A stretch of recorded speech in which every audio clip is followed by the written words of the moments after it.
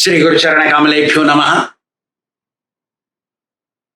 श्री सुखदेव गोस्वामी कहते हैं, हे राजा परीक्षित,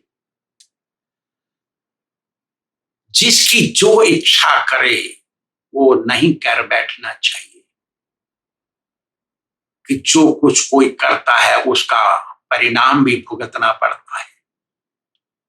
हमारी इच्छा करती है इंद्रियों का सुख भोगो, भौतिकता में लग जाओ, उसी में खो जाओ, तो उसका परिणाम भी तो हमको भोगना पड़ेगा। इसलिए अपने मन की इच्छा से कुछ काम नहीं करना चाहिए, शास्त्रों की इच्छा से काम करना चाहिए। यदि किसी को नरक जाने से बचना है तो शास्त्र के नियमों के अनुसार ही चलना पड़ेगा, दूसरा मार्ग नहीं है।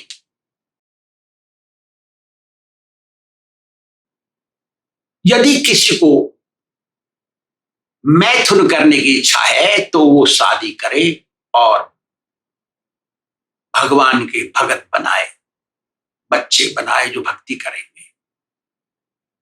नहीं तो अपनी इच्छा को सप्रेस, ढकना चाहिए, बस में करना चाहिए, कंट्रोल करना चाहिए। यही शास्त्रिक नियम है। उसमें कुछ ऐसे भी हैं क्यों जो दूसरे पति पत्नियों के पास घूमते हैं, उनको नरक भोगना पड़ता है, क्योंकि इस जन्म में तो चंडाल हो गए, मरने के बाद नरक में जाएंगे। ऐसे नरक में गिरने वाले कार्यों से बच के चलना चाहिए। जिसने ब्राह्मण कुल में जन्म लिया वो तो श्रेष्ठ है, लेकिन उसको श्रेष्ठ मार्ग में भी तो चलना चाहिए। श्रेष्ठ मार्ग है धूम्रपान न करना, बीड़ी तंबाकू, क्या बोलते हैं, गुटखा, गांजा, भांग, सुल्फा, चरस, शराब नहीं पीना चाहिए। शुद्ध शाकाहार रहना चाहिए, भगवान का भोग लगा के खाना चाहिए, अपने आचरण सही रखना चाहिए, क्योंकि सारी दुनिया देख रही है उसको ब्राह्मण को, तो उससे कुछ सीखने को मिलेगा।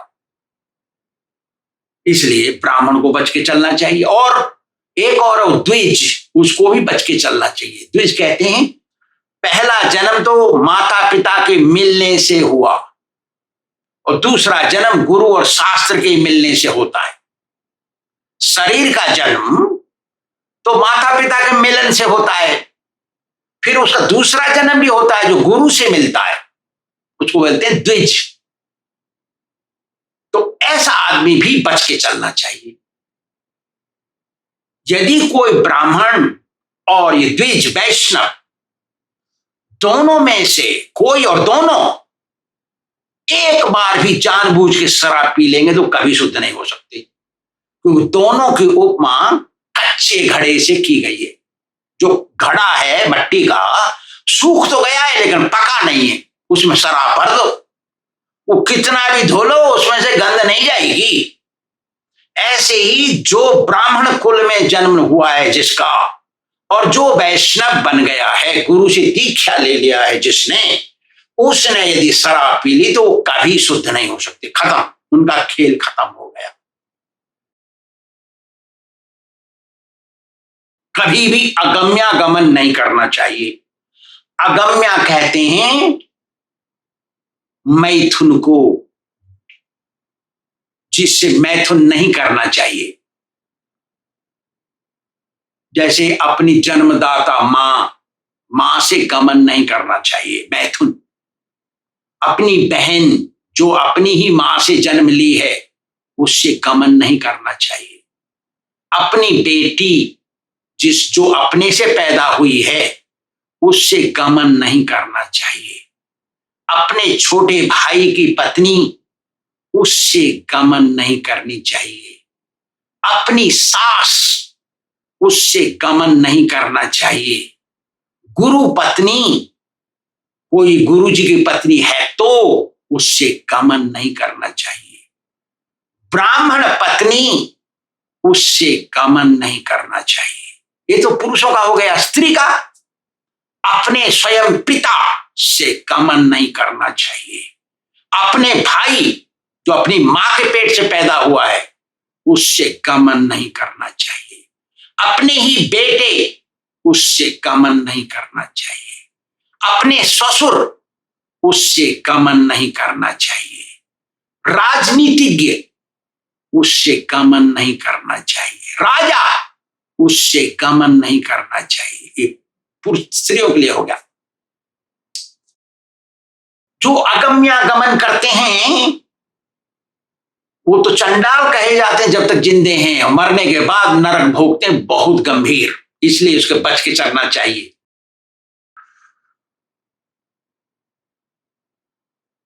नरक से जो बचना चाहता है उसको तो शास्त्र के नियमों पर चलना होगा, क्योंकि जो पाप कर लिया उसको तो भोगना पड़ेगा फिर, इसलिए पाप करने से बचना चाहिए। इंद्रिय तृप्ति की कभी ज्यादा इच्छा नहीं करनी चाहिए, क्योंकि यदि इच्छा हो गई और तुमने इंद्रिय तृप्ति कर ली तो इच्छाएं बढ़ेंगी। जैसे आग लग गई और उसमें घी डाला तुमने तो आग बढ़ेगी, बुझेगी नहीं। जो कोई गलती हो गई, इंद्रिय सुख कर लिया, उसमें तो तपस्या का पानी डालना चाहिए, तभी वो आग बुझेगी। घी नहीं डाल देना चाहिए, और जितनी घी डालोगे उतनी इच्छा ज्यादा होगी, मतलब जितना उसको सुख भोगोगे उतना ही बढ़ेगा इच्छा, अग्नि बढ़ेगी इच्छा, सुख भोगने की इच्छा। इसलिए इंद्रिय तृप्ति की इच्छा हो गई, उसको मारना चाहिए, दबाना चाहिए, कंट्रोल बस में करना चाहिए, तभी वो इच्छा समाप्त होगी।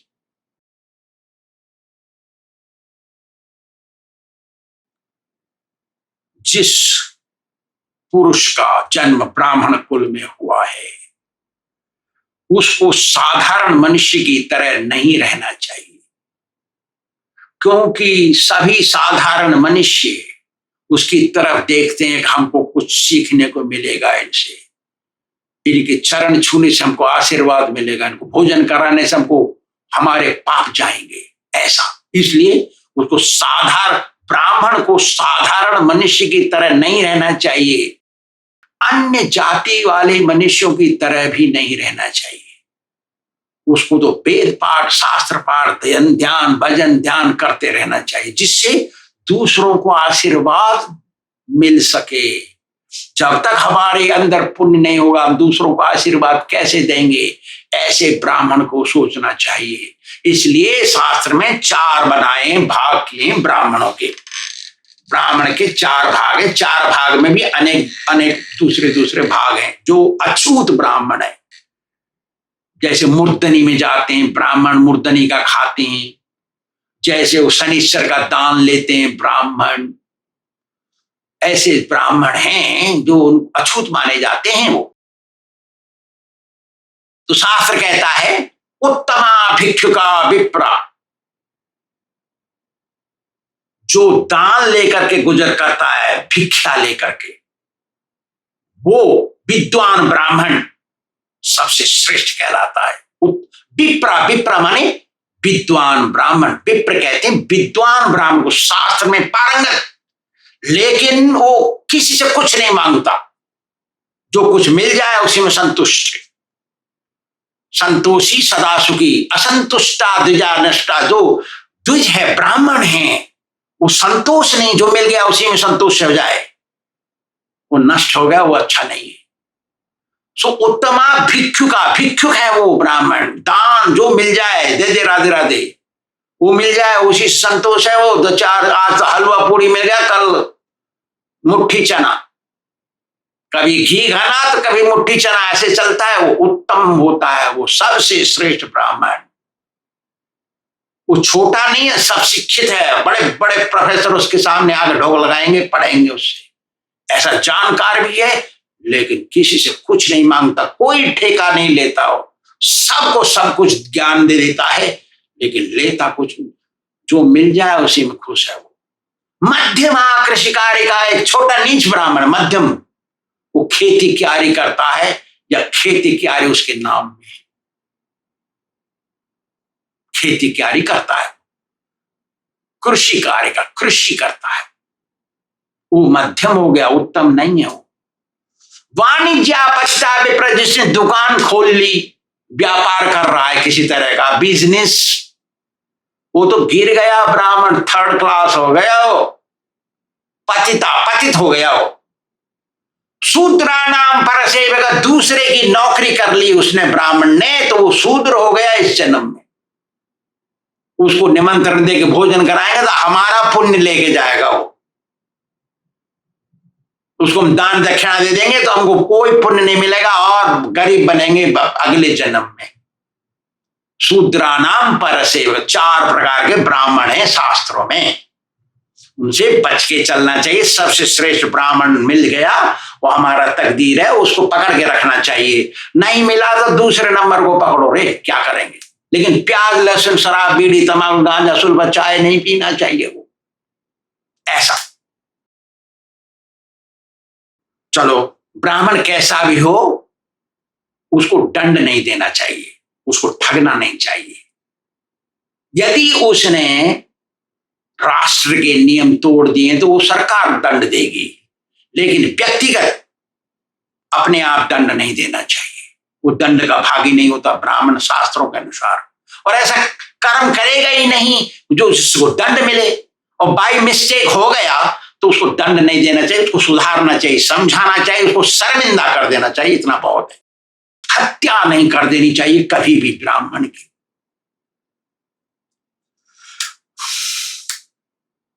जितना ज्यादा आध्यात्मिक ब्राह्मण होगा वो, उतनी ज्यादा उसके अंदर आध्यात्म शक्ति होगी, और जितनी ज्यादा शक्ति उसके अंदर है और उसको दंड दे दिया तो उतना ज्यादा भोगना पड़ेगा।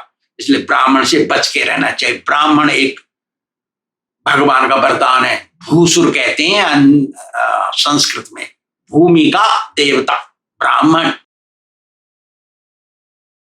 शुद्ध शाकाहार भोजन करना चाहिए, कभी मांस मछली अंडा प्याज लहसुन नहीं खाना चाहिए, कभी मादक वस्तु शराब बीड़ी तंबाकू चाय गुटखा शराब इत्यादि नहीं खाना चाहिए, मादक वस्तु नहीं ग्रहण करनी चाहिए, कभी पराई स्त्री पराया पुरुष नहीं पकड़ना चाहिए, कभी जुआ सट्टा भी नहीं खेलना चाहिए। 4 स्तंभ पाप के स्तंभ हैं, इनसे बच के चलना चाहिए।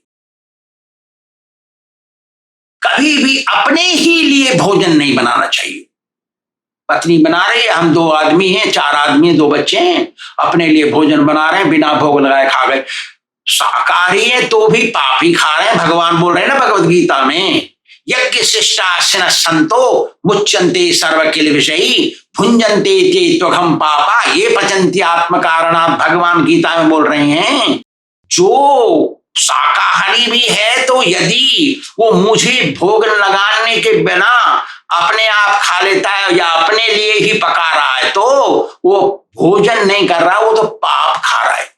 भगवान बोल रहे हैं भगवद गीता में। इसलिए भोजन शाकाहार शुद्ध होना चाहिए, उसमें प्याज लहसुन कुछ नहीं होना चाहिए, और भगवान को भोग लगा के ही खाना चाहिए।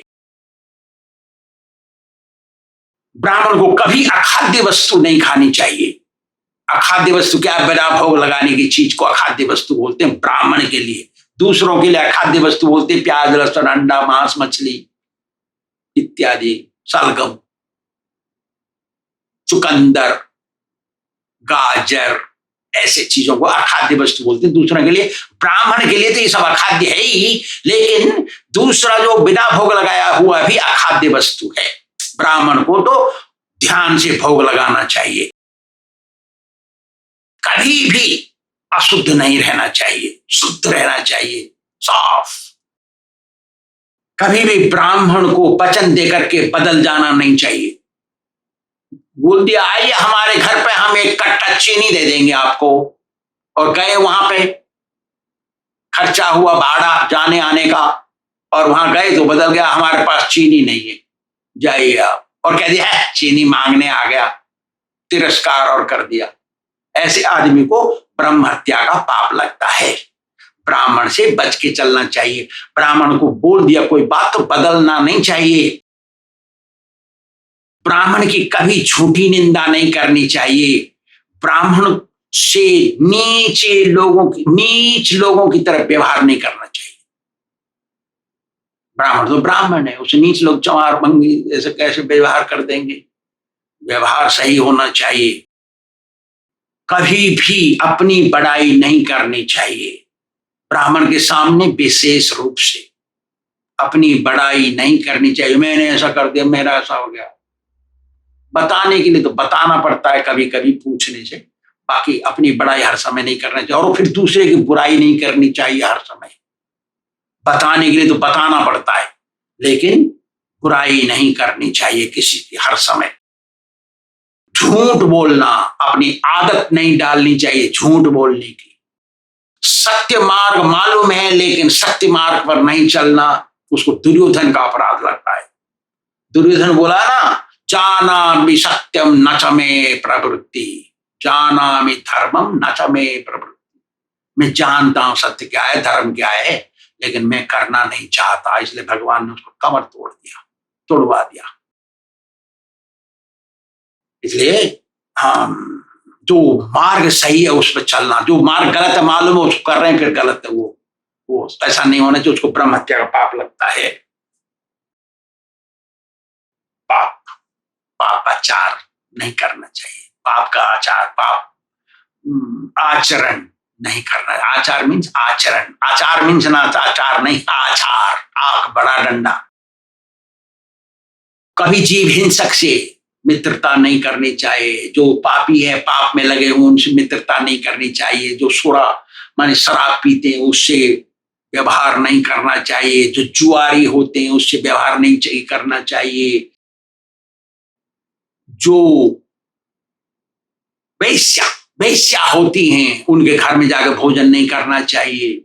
जो शराब पीती है स्त्री, उसके घर में कभी भोजन नहीं करना चाहिए, उससे व्यवहार विशेष नहीं करना चाहिए। जिसने भक्ति मार्ग स्वीकार कर लिया फिर वापस चला गया, वो छोड़ दिया, उससे व्यवहार नहीं रखना चाहिए। देखिए कितना है, जो भजन करना शुरू कर दिया और बंद कर दिया, उससे व्यवहार नहीं रखना चाहिए, उससे मित्रता नहीं करनी चाहिए। ऐसे आदमियों के साथ भोजन भी नहीं करना चाहिए। जो सुवर्ण के चोर हैं, सोना का काम करते हैं, सुवर्ण चोर, सुनार, सुनार कहते हैं उनको। सुनार से संबंध रखना नहीं चाहिए क्योंकि वो बिना चोरी किए रहेगा नहीं। जिसको जन्म जन्मांतर से चोर सोने का काम कर रहे हैं, उसको चोरी करने का आदत पड़ गया है, तो वो सुनार चोरी किए बिना रहेगा नहीं। जैसे हम सांस लिए बिना नहीं रह सकते, वैसे ही वो सोना चोरी किए बिना नहीं रह सकता। वो तो एक कथा है इसकी। एक राजा ने अपनी मूर्ति बनवाने के लिए सोने की बुलाया सुनारों को, और राजा को मालूम था सोना चोर हैं ये लोग, सोना चोराएंगे जरूर। तो उन्होंने कहा भाई ठेका दे दो, दाव कितना लोगे बनाने मूर्ति इतने किलो की। तो उन्होंने बोला तो पसंद आ गया, सबने बराबर का बोला। आपस में पहचानते नहीं वो लोग, लेकिन बड़ा बताया उतना लेंगे सब। अच्छा, तो राजा ने कहा देखो मैं तुमको डर भय से मुक्त करता हूं, तुम बताओ कितनी चोरी करते हो, काम दूंगा तुमको, तुम कितनी चोरी करते हो। तो एक ने कहा कि 1% साहब, क्योंकि डर नहीं है, सत्य बोलना पड़ेगा नहीं तो राजा गला कटवाएगा। तो सत्य बोल रहा है वो, तो राजा तो खुश है कि सत्य बोल रहे हैं लोग। एक बार ऐसा ही हो गया, मैंने अपने चेलों को बुलाया, बताओ तुमने कितना चोरी किया है मेरे आश्रम से। तो वो चुप रहे। मैंने कहा डरो मत, मैं तुम्हारा तो ले लिया है तुमने, मैं बता मैं नहीं लूंगा और तुमको दंड भी नहीं दूंगा। तो उन्होंने बताया कोई 500 रुपया, कोई 400 रुपया, इतना ही था उनके पास, लेके आए जब हमारी झोंपड़ी में थे हम लोग। ऐसा तो बड़ा खुश था राजा। तो एक ने कहा 2%, कोई कहा 2.5%, कोई कहा 5%, एक ने कहा 75%। सर मैं 75% चोरी करता हूं। अरे तू 75%? हाँ साहब 75%। अच्छा, और हम देखेंगे तो हमारे सामने बनाएगा, तो साहब कैसे भी कर लो। हुनर तो उसी को कहते हैं जो सामने से चोरी करे, पीछे से चोरी करे तो चोर है साहब। अच्छा देखता हूं कैसे चोरी करेगा ये। तो गया अपने कांस्टेबल सारे सिपाहियों के पास, बोल दिया देखो तुम इसके 24 घंटे देखा वाली करो, घर जाएगा तो नंगा झाड़ा लिया करो। अच्छा साहब, और उनका काम तो आदेश पालन करना है, तो घर गए वहां और 10-20 हो गए वो। देख रहे एक आदमी को बना रहा है यहां। तो 8 घंटे काम करता था, बाकी घर जाता था और घर में जाके वो ऐसी ही मूर्ति वहां बनाता था। सांचा तो वही था, उसी का घर का सांचा लेके आया। वो तो डबल करते हैं, डबल रखते हैं, ये लोग ट्रिपल रखते हैं। कभी कभी 2-2 3-3 मूर्ति बनानी पड़ती है, इसलिए तो सांचे में तो ढालना है उसको। तो वहां ढलाई हो रही है घर में, यहां ढलाई हो रही है, यहां सोने की ढलाई, वहां पीतल की ढलाई घर में।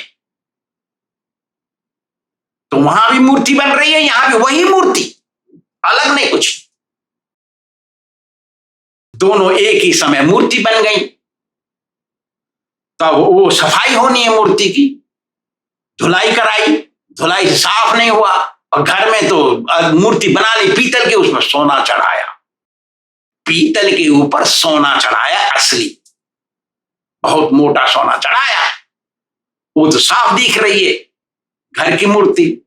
ये तो मट्टी में, मटेरियल भी साफ नहीं हुई है। तो उसने कहा यहाँ पे वो पुलिसों से कि साहब हमको खट्टी दही चाहिए, इतनी दही चाहिए 50 किलो, जिसमें ये मूर्ति डूब जाए। और घर में क्या किया इसने, घर में 50 किलो दूध खरीद के और वो जमा दिया एक ड्रम में, जिसमें मूर्ति डूब जाए। 2 बड़े ड्रम 50 किलो। और बेटी से कह दिया कि तू दही बेचना आज। बेटी को मालूम नहीं उसके अंदर मूर्ति डुबा रखी है, कोई पीतल की मूर्ति बनी थी, उसमें डुबो दी दही में। बेटी को मालूम नहीं है। और बेटी को यह भी पता नहीं है कि ये राजा के महल में मूर्ति बना रहे हैं, ये भी नहीं पता है। और घर दूर है, इसलिए राजा को मालूम नहीं इनके घर में कितने बच्चे हैं, कौन है इसका घर, कितने आदमी हैं, इसकी बेटी कैसी लगती है, कुछ नहीं मालूम। तो कह दिया सुनार ने लड़की को कि तू जाना उधर दही बेचना फलानी गली में। तो उधर राजा का भी महल है, दही ले लो दही, ऐसी चिल्ला रही लड़की। देख कोई आता है 1 पाव लेता, आधा किलो ले तो 50 लीटर है वो। तो पुलिस में ले आया थोड़ा दही अपना राजमहल से। तो चाखा उसने, अरे ये दही सही नहीं है, खट्टी नहीं है, ये हमको बिल्कुल खट्टी दही चाहिए। वहां बनाया था खट्टी दही इसने। तो ये लड़की का आवाज सुनाई दिया। तो राजा ने कहा देखो दही कोई बेच रहा है, लेके आओ उसको। ले आए वो पुलिस। और पुलिस लोग सोचे नहीं कि बैरल में कोई मूर्ति भी डूबी हो। कौन सोच सकता है ऐसा कि उसमें एक मूर्ति डूबी है, किसी ने सोचा भी नहीं। ले आए उसको पकड़ के, थोड़ा सा दही लेके चखवाए इसको।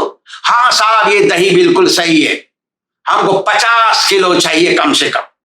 तो ड्रम उठवाया उसको, घोड़े गाड़ी में टांगा था वो, उठवा के ले आए अंदर। और सब के सब देखते देखते उसमें मूर्ति डुबो दी, जो सोने की असली मूर्ति उसको डुबो दिया उसने। और 2-4 घंटे बाद और मूर्ति को निकाला, जो पीतल की थी उसको निकाल के बाहर रख दिया। और चमक रही थी वो मूर्ति पीतल वाली, क्योंकि उसमें सोना चढ़ा था। चमकती हुई उसको पोंछ मार के धो धा के सही कर दिया। राजा खुश हो गया। लड़की ने कहा साहब का मैं घर जाना है, अब बहुत देर हो गई मेरे को। तो अच्छा जाओ तुम। अरे राजा ने कहा ले जा रहे उसको, उठा के इसको दे दे, इसको भैंस पी लेगी इसकी दही को।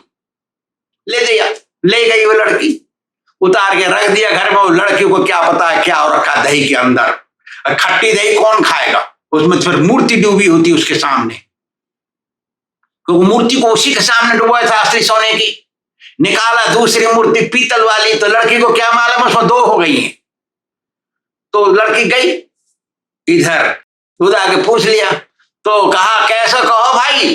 हाँ साहब मैंने अपना काम कर दिया, आपको पसंद आ गया, मैं खुश हूं। नहीं तुमको बताना पड़ेगा कि तुम कहते थे 75% में ठगता हूं, कैसे हो, क्या हुआ तुमने। तो सर कांस्टेबल देख रहे थे, पुलिस वाले हर समय देख रहे थे, वो अपनी ड्यूटी कर रहे थे। ना साहब मैंने कर लिया, जो करना था मुझे मैंने कर लिया। साहब मेरे को क्षमा करिए, अब है वरदान, बताओ कैसे चोरी किया तूने। साहब जब आपने कहा मूर्ति बनाओ, वैसी ही मूर्ति मैंने घर बनाई। मैंने घर में पीतल की बनाई, यहां सोने की बनाई। जब यहां पूरी होगी तो मैंने पीतल के ऊपर सोना चढ़ाया। 75% पीतल थी अंदर, बाहर 25% चढ़ाया सोना, मोटा मोटा सोना चढ़ाया उसके ऊपर, और उसको दही में डुबो दिया। मेरी बेटी लेके आई दही, उसमें असली सोने की मूर्ति डाल दी मैंने, पीतल की निकाल दी। ये पीतल की मूर्ति है, ये मेरी हाथ की सफाई है साहब, मेरे को माफ किया जाए। राजा ने उसको माफ कर दिया, वो धनी बन गया। तो मतलब ये है, जिसको चोरी करने की आदत है उससे मित्रता नहीं करना चाहिए, क्योंकि दुर्गुणा का गंध जरूर आ जाएगा यदि तुम उनसे संगत करोगे तो। शास्त्र का नियम है, गंदी आदतें बहुत जल्दी पकड़ता है मनुष्य, अच्छी आदतें बहुत मुश्किल से पकड़ता है मनुष्य। जो शराबी है उसके संगत करोगे, शराब पीने की आदत कभी ना कभी हो जाएगी, क्योंकि दुर्गुण जल्दी पकड़ता है। यदि भक्ति मार्ग पकड़ोगे तो बहुत देर धीरे धीरे आएगी। वो जो गंदा काम करता है, अधार्मिक काम, वो नरक में जाता है, और नरक में जाता है वो वहां दुख भोगता है। जो अच्छा काम करता है, धार्मिक रहता है, वो स्वर्ग में जाता है, सुख भोगता है, और स्वर्ग से सुख भोग के पृथ्वी पे आता है। पृथ्वी पे आकर के उसके एक अच्छे लक्षण होते हैं। स्वर्गे साराम च इह लोके चत्वारि चिन्हानि भवन बसंति देहे दान प्रसंगो मधुरा च वाणी देवार्चनम ब्राह्मण तर्पणम च। जो स्वर्ग से आता है वो मनुष्य शरीर मिलता है, उसको दूसरा शरीर नहीं मिलता, और वो आस्तिक बनता है, नास्तिक नहीं बन सकता। भगवान का भजन करेगा, वो भगवान को पकड़ेगा, असली गुरु के पास जाएगा, और शास्त्र ही बोलेगा। सत्य, सत्य सांसारिक सत्य नहीं सत्य कहते इसको, वो तो धूर्त भी बोलता है सत्य। शास्त्र बोलेगा वो, वही मधुर बात है। हाँ जी कैसे हो साहब, ये मधुर बात नहीं, वो तो चोर भी, डकैत भी बोलता है, झूठा भी बोलता है, ऐसा बात। लेकिन सत्य बोलना, मधुर बोलना, भैया भगवान का भजन कर, तेरे को आशीर्वाद मिलेगा, ये है सत्य। सांसारिक बात सत्य सत्य नहीं है। देवाचरण भगवान की सेवा करेगा वो, और जो सन्मार्ग में चल रहे हैं उनकी सेवा करेगा वो। और जो पापी है वो तो नरक में जाएगा, नरक भोग करके फिर उसको यहां जन्म मिलेगा संसार में। लेकिन उसको अधिकतर जन्म मिलता है कीड़े मकोड़े सर्प का, नीच का जन्म, पक्षी पक्षु का। लेकिन कोई कोई मनुष्य भी बन जाता है तो उसका लक्षण है अत्यंत कोप कटुता च वाणी। वो हर समय क्रोध रखे, निष्कारण क्रोध, भौतिक वस्तु के लिए क्रोध। किसी को ठीक करने के लिए भी क्रोध करना पड़ता है, बिना हथौड़ा चलाए कोई सीधा नहीं होगा। लेकिन ये क्रोध नहीं है, अत्यंत कोप कटुता च वाणी, कड़ा शब्द बोलेगा। दरिद्रता, भक्ति मार्ग में उन्नति नहीं करेगा वो, भक्ति मार्ग पसंद नहीं आएगा उसको। ये दरिद्रता तो दरिद्र लोग बैठे रहते हैं वहां झोपड़पट्टी में, वो अलग है। यहां दरिद्रता देख रहे हैं हम। स्वजनेश वैरो, वैष्णवों से द्वेष रखेगा वो। वैष्णव अच्छा नहीं लगेगा, वो झूठा साधु अच्छा लगेगा उसको। और धुनी रमाया हो, दिखाया हो धपल शंख, वो अच्छा लगेगा उसको। मेरा बच्चा बोला स्वामी जी, और नीली लाइट लगा के आ रहे हैं, 4-4 6-6 गाड़ियां खड़ी रहती है, एक से एक अच्छी उसके दरवाजे पे। वो बन गया बड़ा साधु। देखा तमाशा आजकल का जमाना, इसलिए दान प्रसंगो, क्या नीच प्रसंग, ओछे स्वभाव वाले हीन चरित्र से संबंध रखेगा। ब्राह्मण चाय पी रहा है उससे संबंध रखेगा, वैष्णव घर में है उससे दोस्त कर दुश्मनी रखेगा।